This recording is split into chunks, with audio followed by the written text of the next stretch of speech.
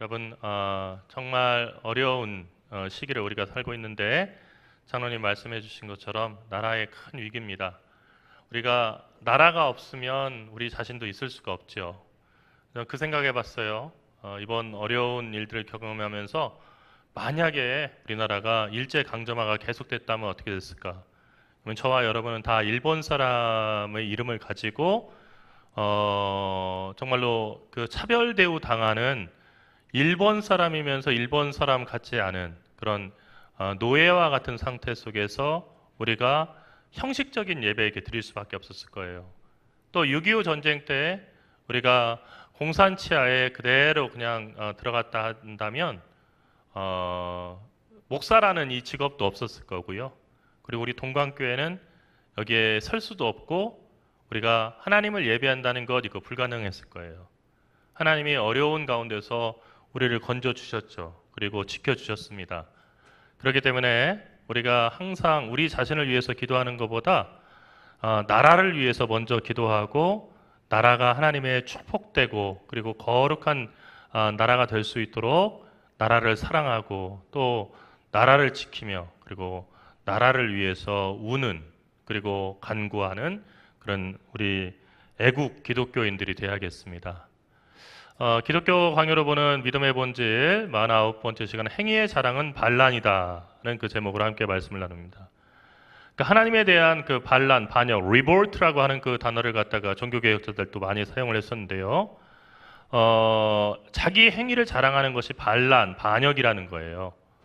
왜냐하면 우리가 신앙생활하면서 인간의 행위 이것이 겉으로 드러나기 때문에 대단하게 여겨지는데 믿음이 앞서지 않고 그리고 믿음이 그 중심에 서지 않은 인간의 가장 선한 행위, 심지어 사랑조차도 믿음이 없으면은 그 사랑이라고 하는 행위도 하나님에 대한 반란이 된다는 거예요. 왜 그렇지요? 믿음이라고 하는 것은 하나님의 은총에 대한 그런 수동적으로 그것을 받아들이는 거예요. 무슨 얘기냐면은 사람이 의롭게 되고 구원받는 것 그리고 영생을 얻는 것 하나님께서 우리를 은총으로 용서해 주시고 받아들여 주지 않으시면 우리는 불가능하다고 하는 것. 우리는 아무 공로 없고 하나님이 우리를 위해서 해주신 그 은혜 속에서만 우리가 산다는 것을 받아들이는 것이 믿음이죠. 근데 그렇지 않으면 어떻게 될까요? 자꾸만 나를 높이게 돼요. 내가 이런 행위 했으니까 그리고 이런 자선을 베풀었으니까 내가 다른 사람들보다 낫고 그리고 내가 대단한 거야. 그러니까 여러분 우리가 이제 11월 달에 이웃을 위해서 헌금도 하고 그리고 바자회도 하고 이제 12월을 맞아서 성탄 전후에서 우리가 이제 그것을 당회에서 그 대상자를 선정해서 불우한 이웃들을 위해 이렇게 나눌 겁니다. 그리고 전할 거예요. 그런데 우리가 이런 일을 할 때도 정말 주의할 게 있어요. 우리 교회는 이렇게 불우이웃을 위해서 많이 일하니까 우리는 다른 교회보다 의로워. 우리는 대단한 교회야라고 자부를 하는 그 순간에 우리는 교만에 빠지기 쉽다는 거예요. 항상 어떤 일을 하고 우리가 우리 자신을 자랑하는 것이 아니라 우리는 무익한 종입니다. 우리는 시키시는 일만 했을 뿐입니다. 그리고 하나님이 다 하신 겁니다. 라고 얘기할 수 있어야 돼요. 그렇지 않는 순간 어떻게 되냐면 우리가 가장 거룩한 행위라고 하는 기도조차도 하나님께서 가장 가증스럽게 여기는 것이 될 수가 있는데 왜 그러냐면 내가 하루에 기도를 얼마를 하고 내가 하나님 앞에 이렇게 거룩한 사람이고 스스로를 높이는 수단이 되고 남과 비교해서 나를 의롭다라고 이렇게 여기는 수단이 되는 그 순간에 그것은 하나님의 그 자비가 없어도 우리는 구원받을 수 있고 하나님이 용서해 주지 않으셔도 우리는 하나님 앞에 의롭다함을 당연히 받을 수 있다라고 하는 반란을 일으키는 거예요. 그러니까 하나님의 그 은혜를 잊어버리고 인간 스스로 설 수 있다고 하는 모든 것들은 선악과를 따먹고 선악을 판단하는 주체가 되겠다고 하는 아담과 마찬가지로 반란이다는 것입니다. 우리가 이제 그 중고등학교 때 수련회를 가게 되면은 자주 물어보는 그런 질문이 있어요. 토론 그런 거 많이 하죠. 행위로 구원받는 거냐 아니면 믿음으로 구원받는 거냐. 그래서 이쪽 반쪽은 나눠서 여기는 성경 말씀에서 행위로 구원받는 것이다. 우리가 행함이 따르지 않으면은 그건 죽은 믿음이다 하는 야고보서의 말씀 가지고 그런 본문을 가지고 그 입장에서 주장하게 하고요. 이쪽은 로마서나 이게 다른 그 하박국서의 그 말씀들, 그래서 의인은 믿음으로 산다고 하는 그 말씀을 가지고서 서로 입장을 나눠서 막 서로 이렇게 옥신각신하게 해요. 그리고 나중에 보면은 믿음도 있어야 되고 행위도 있어야 된다 하고 이게 끝에는 다 합쳐지죠. 뭐 저도 학교 다니면서 중고등학교 6년 동안에 수련회에서 적어도 2번 이상은 그런 저기 했던 것 같고, 할 일 없으면은, 할 프로그램이 없으면 항상 그런 뭐 토론이라고 해가지고 그런 거 얘기를 많이 했던 것 같아요.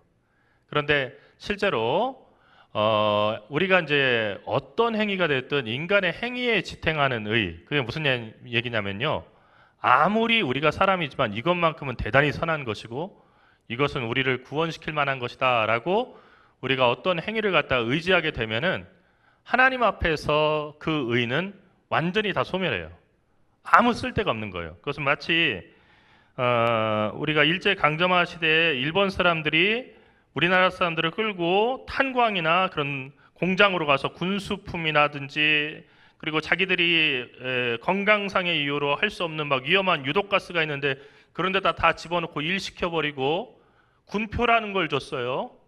근데 그 군표라는 것은 사실은 일본 현금이 아니고 그러니까 이 현찰 그 돈이 아니고 그 전쟁 시에만 이게 사용되던 거예요. 그래서 이 군표를 월급으로 줬어요.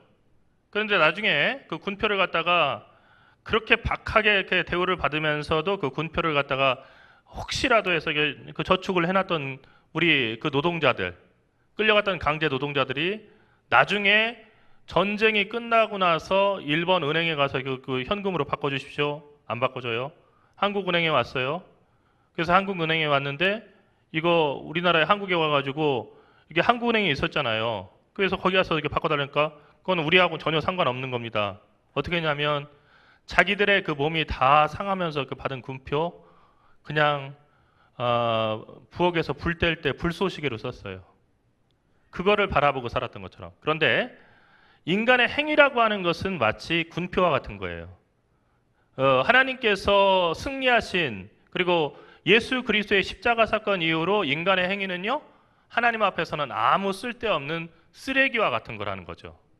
그래서 우리는 선한 일에 힘쓰지만은 하나님을 배제한 채 내가 의롭다라고 여기는 그 행위에 관해서 특별히 주의를 해야 돼요. 의라고 하는 것은 오직 하나님의 자비, 그러니까 인간은 죄인인데 불쌍히 여겨주시는 그 자비가 있을 때 우리는 의롭게 되는 것이고, 오직 그리스도와의 교통, 그리스도와의 교통이라는 건 어떤 거예요? 그리스도의 사람이 되고 그리스도의 지체가 되고 그리스도와 하나로 연결될 때 우리가 의롭다고 인정받는 것이고, 그리고 오직 믿음, 우리가 믿음이 있을 때 그 믿음으로 하는 일에 관해서 그 일이 의롭다라고 얘기할 수 있는 거예요. 그러니까 그 믿음이 없고 하나님의 자비를 갖다 알지 못하고 그리스도와 분리되어 있는 그 사람이라고 한다면요, 사도 바울이 고린도전서에서 얘기했던 것처럼 자기 몸을 불살라 줄지라도 사랑이 없으면 아무 소용이 없다라고 얘기했던, 자기 몸을 불살라서 희생하는데 어떻게 사랑이 없을 수 있어요? 바로 그런 의미 없는 의에 빠진다는 겁니다. 다음으로 생각할 것은 성경 밖의 공로는 위험하다는 거예요. 인간의 구원에 대해서 사람들이 많이 생각하는 것은 어떤 거냐면, 사람이 아무리 악하다고 하지만 선한 일을 할 수 있지 않냐는 거죠. 흔히 듣는 얘기 어떤 거예요? 교회 다니면서 나쁜 일 하는 것보다 교회 안 다니면서 선한 일 하는 것이 천국 가는데 더 맞지 않을까? 나는 차라리 교회 안 가고 착하게 살겠어. 근데 그 이야기는 어떤 얘기냐면요, 인간의 구원에 대해서 하나님의 그 자비, 하나님께서 담당하시는 그런 자비가 있음과 동시에 인간의 몫도 있다라고 하는 그런 생각이에요. 우리 많이 가지고 있어요, 그런 생각들. 그러니까 하나님 역할이 있고 우리 역할이 있고 두 개 합쳐서 100점 되면 우리가 통과하는 것처럼 그렇게 생각해요. 그런데 종교개혁에서 다시 발견한 것, 성경의 핵심 뭐냐면요, 구원에 있어서 인간의 배점은 0점이라는 거예요. 인간은 참으로 한심하고 죄인이에요. 인간을 왜 이렇게 부정적으로 보십니까? 아니요. 부정적으로 보는 것이 아니고요. 인간에 대해서 절망하는 거예요. 수천 년이 지났지만은 인간은요, 과거의 잘못을 계속해서 반복해요. 그리고 교훈을 보면서도, 역사를 보면서도 역사는 그 자체를 반복한다. History repeats itself라고 하는 그 유명한 경구가 나올 정도로 사람은 역사 속에서 미련했던 것을, 미련한 그 일을 계속해서 반복하는 그런 존재예요. 그러니까 인간의 구원에 대해서 사람이 할 수 있는 일이 있다고 하는 것은 성경 어디에도 없는 일이고, 그리고 성경 밖에서, 그러니까 성경이 얘기하는 말씀 외에 이런 공로가 있으면 그래도 구원받을 거야 하는 얘기는 우리의 믿음에 최고의 해악을 끼친다는 거예요. 그래서 사실은 공로라고 하는 이 사상, 이거 성경에 나오지 않는, 그런데 이 공로라고 하는 이 사상을 갖다가 우리가 성경에서는 부인되는 사상이죠. 그런데 이것을 우리도 알지 못하게 가지고 있다는 건 위험한 거죠. 그래서 어거스틴은 무슨 얘기를 했냐면요, 아담을 통해 파멸에 이른 인간의 공로, 아담이 선악과 따먹기 때문에 그 밑에 다 저기 있던 게 아니고 사실은 아담을 통해서 죄가 들어온 거예요. 그러니까 무슨 얘기냐면, 아담은 제가 흔히 말씀을 드렸지만은 우리가 흔히 생각하는 것처럼 그냥 철수, 영이 하는 그런 고유 명사가 아니고요. 히브리어로 사람이라고 하는 단어가 아담이에요. 그러니까 사람이 그랬다, 참 의미 있는 얘기예요.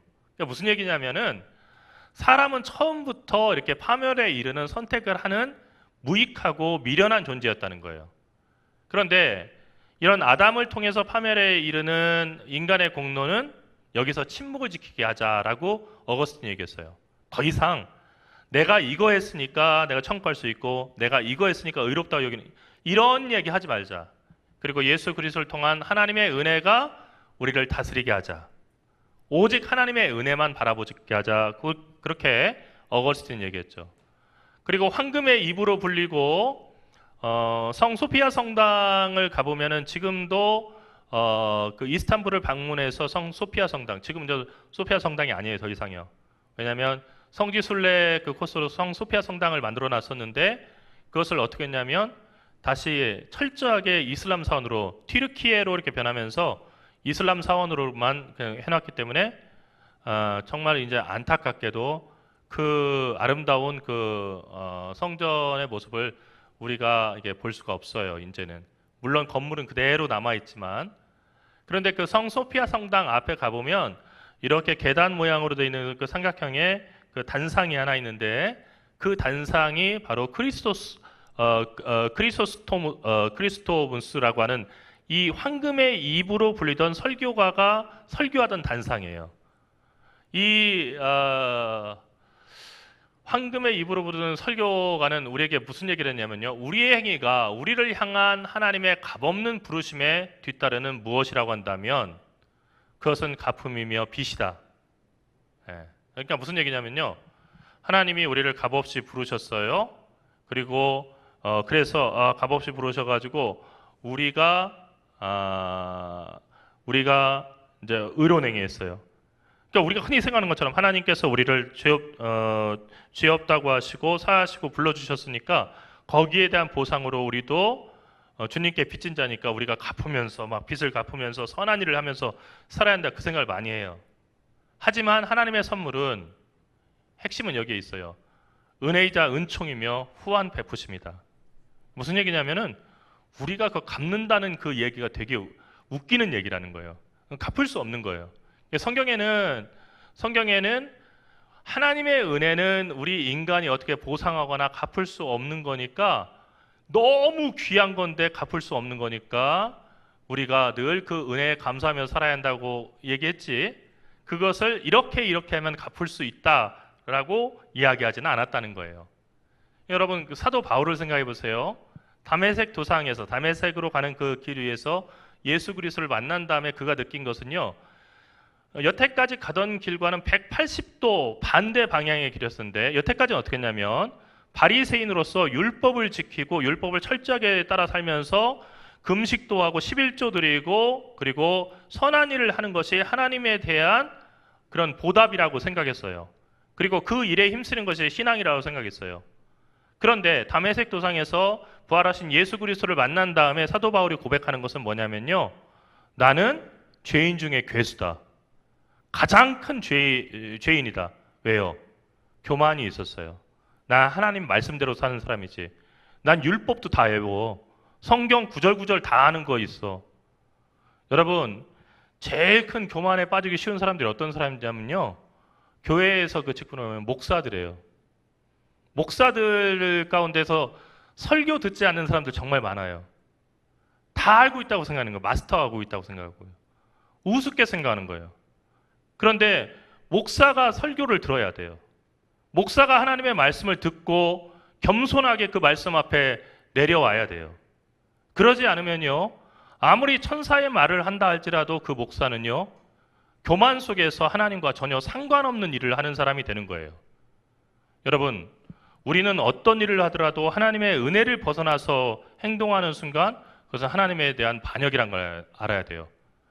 그리고 베르나르두스라고 하는 사람이 그런 얘기를 했는데 오늘은 좀 여기에 관한 그 말들을 좀 많이 인용을 하려고 해요. 공로에 대해서 과신하지 않는 것이 충분한 공로가 되듯. 이게 무슨 얘기예요? 인간의 진정한 공로는 자기가 어떤 일을 한 것에 대해서 과신하지 않아요. 이걸로 내가 하나님 앞에 의롭다. 아무 쓸모없는 거예요. 내가 하나님의 말씀을 따라서 순종해서 했지만 그것 때문에 내가 구원받을 수 있다? 아니야. 라고 하는 것이 공로가 된대요.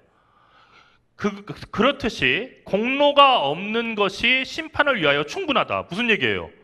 하나님 앞에 갔을 때 너 예수 믿고 살았지? 예.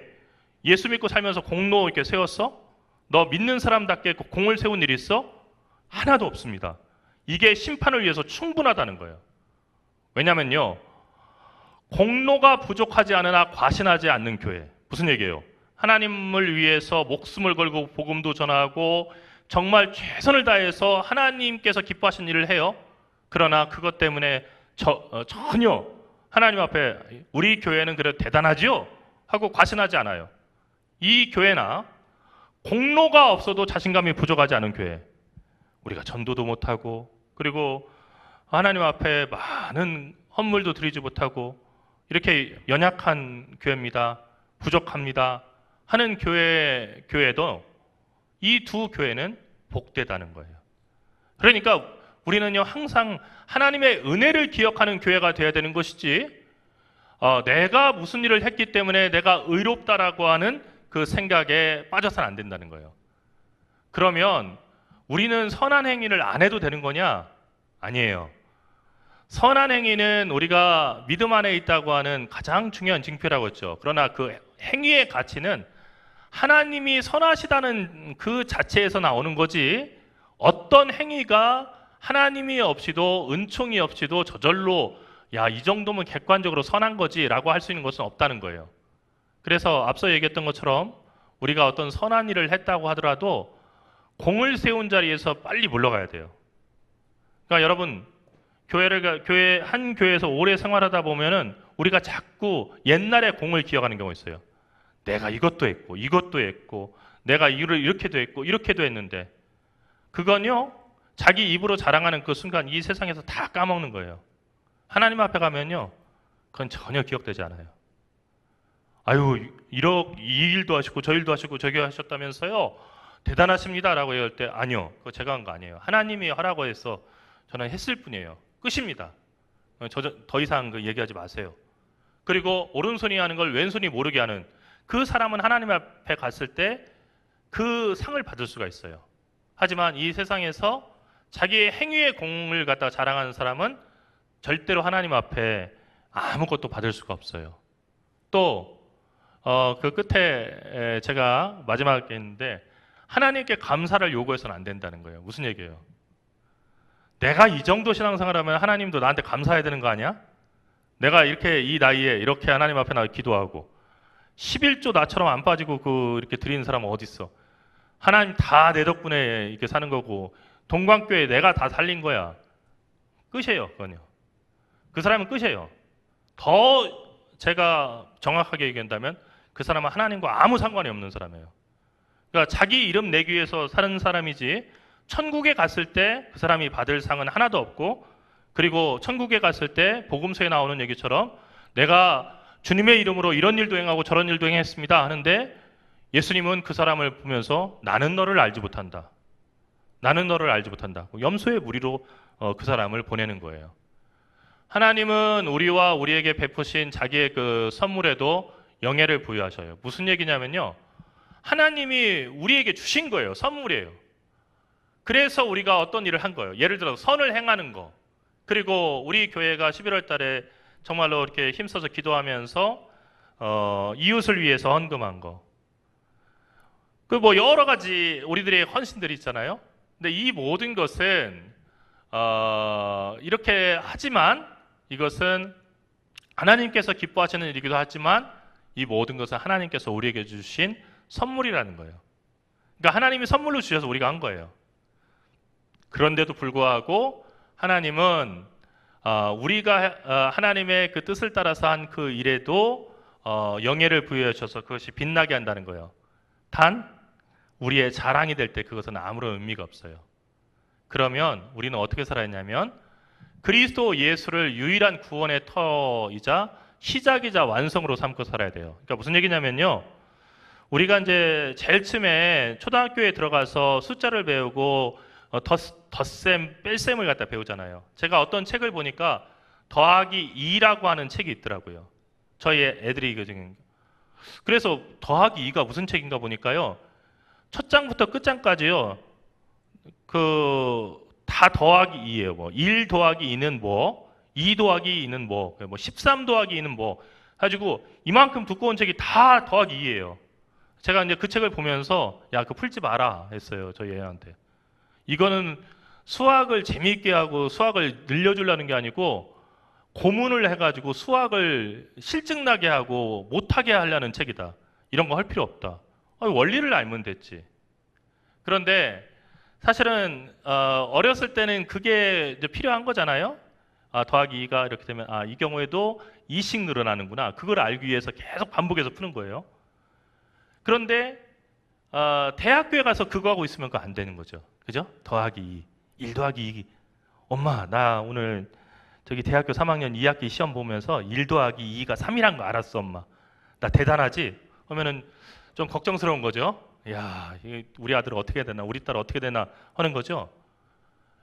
그런데 사실 우리가 어느 정도 장성하면 예전에 도움을 받던 걸 다 내려놓지만 예를 들어 자전거를 또 우리 자녀들 제일 처음에 사주는 자전거에는 옆에 보조바퀴가 2개가 달려서 뒤에 바퀴가 3개여서 이렇게 기울어져도 넘어지지 않게 해주지만 일정 나이가 되면 그게 걸려서 타는 게 재미가 없는 거예요. 어떻게 하죠? 바퀴를 떼어버리는 거죠. 그리고서는 앞을 향해서 가죠.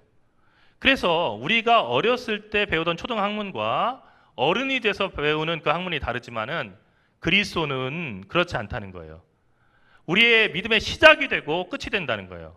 그러니까 그리스도가 필요하던 때가 있고 그리스도가 필요 없이 혼자 설 수 있는 때가 있는 것이 아니고 우리는 항상 그리스도가 없으면 하나님 앞에 구원받은 백성으로 설 수 없다는 거예요. 그래서 고린도전서 1장 30절에서는 그리스도를 주님으로 고백할 때 그리스도는 우리를 위한 의가 되신다라고 사도 바울은 얘기했고요. 그리고 그리스도는 우리가 의를 얻는 것을 돕기 위해서 오신 것이 아니라 그러니까 무슨 얘기냐면 우리가 어떤 행위로 의롭게 되기 위해서 야, 너네들 이제 앞으로 이렇게 의로운 행위 해야지 해서 그렇게 그 일을 돕기 위해서 오신 것이 아니라 바로 그리스도 자체가 우리의 의가 되기 위해서 오셨다는 거예요. 그러니까 우리가 하나님 앞에서 우리의 의로 내세울 수 있는 것은 제가 몇 월 며칠 날 이런 일 했어요, 저런 일 했어요가 아니고 저는 예수님을 의지합니다. 저는 예수님을 믿습니다. 그거면 천국의 문이 열리고요. 그리고 우리가 심판을 넘어선다는 거죠. 그렇기 때문에 그리스도는 우리의 유일한 구원의 터이자 시작이자 완성이라는 거예요.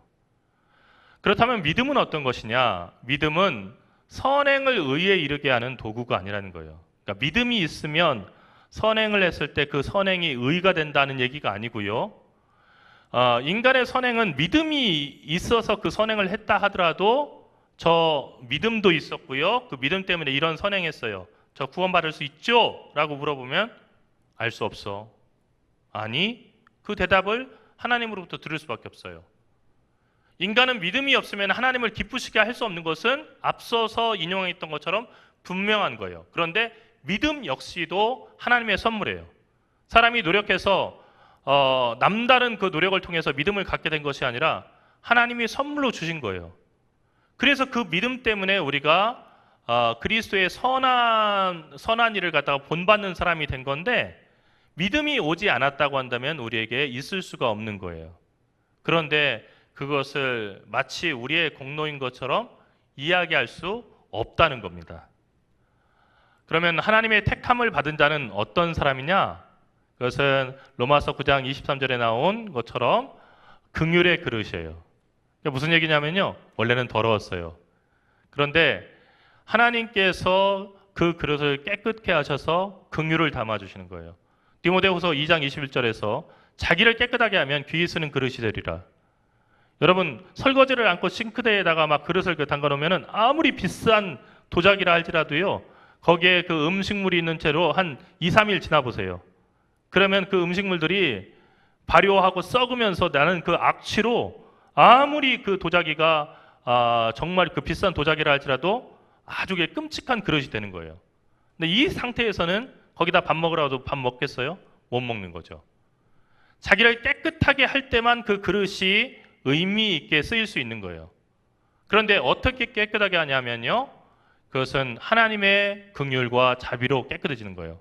그래서 누구든지 나를 따라오려거든 자기를 부인하고 자기 십자가를 지고 나를 따를 것이다 라고 하는 얘기가 뭐냐면요, 이 이야기를 어떻게 많이 오해하냐면, 예수 믿는 것은 내 주를 가까이 하게 하면 십자가 진 같은 고생이나, 예수 믿는 건 다 고생하는 거야. 그냥 맨날 고생하고 맨날 힘들고 그런 거야.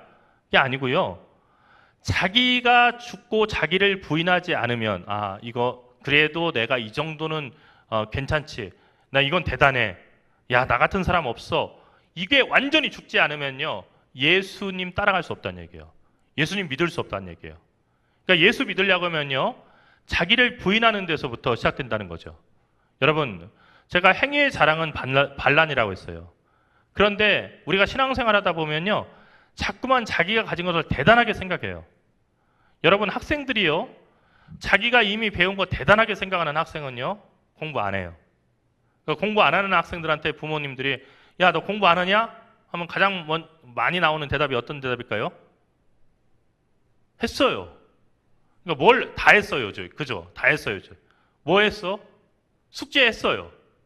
넌 숙제만 공부냐? 다른 공부 안 하냐? 딴 애들 학원 다니고 열심히 하는데, 그래서 공부했어요. 맨날 왜 공부만 하라고 하세요? 그러니까 맨날 공부하라고 하는 이유는 왜 그럴까요? 부모님들이 맨날 왜 엄마는 왜 맨날 공부만 하라고 하세요?